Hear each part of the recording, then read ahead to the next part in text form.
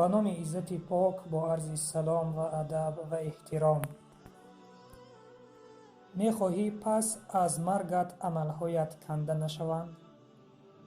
پس حدیث زیرین را گوش بده.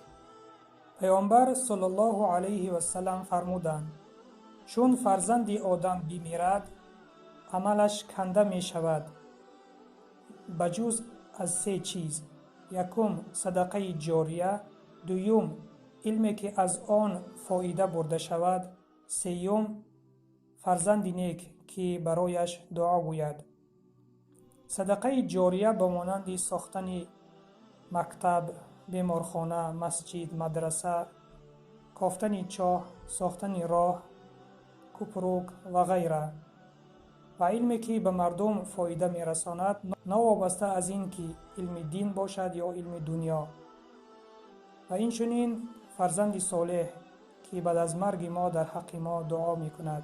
پس برادر و خواهر ایمانیم، حرکت بکنیم که در طول حیات خود این 3 عمل را انجام بدهیم. و سلام بر آن شخصانی که راه هدایت را پیشه گرفتند.